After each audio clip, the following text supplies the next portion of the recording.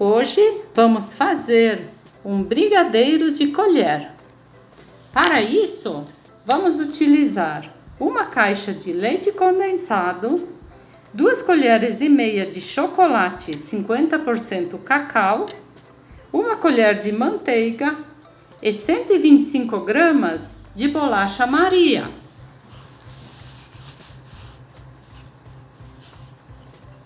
Então vamos colocar o leite condensado,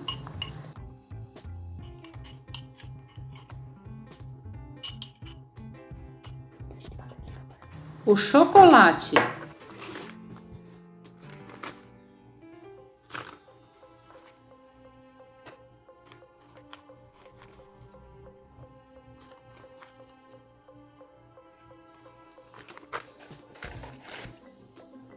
e a manteiga em uma panela e vamos levar ao fogo brando, mexendo até engrossar.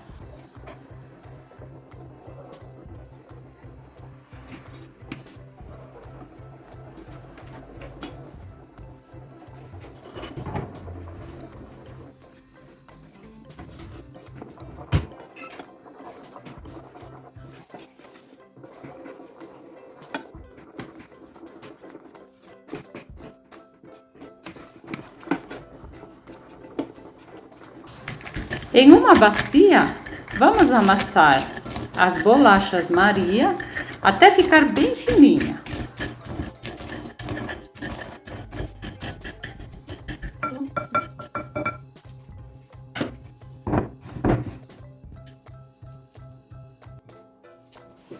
E quando o brigadeiro estiver soltando do fundo da panela, é só acrescentar a bolacha bem amassadinha e mexer mais um pouco.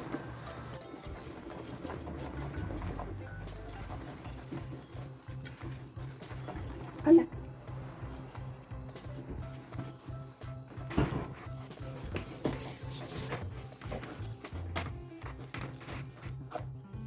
Pronto! Agora é só esperar esfriar e você pode fazer brigadeiro de colher ou brigadeiro para festinhas de aniversário de suas crianças. Elas vão amar. Fica bem crocante, é uma delícia.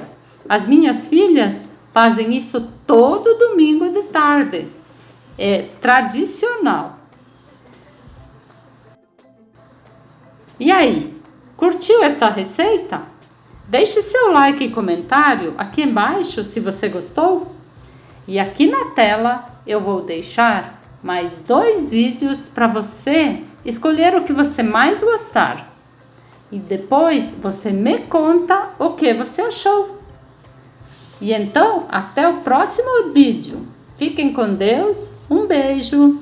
Tchau, tchau.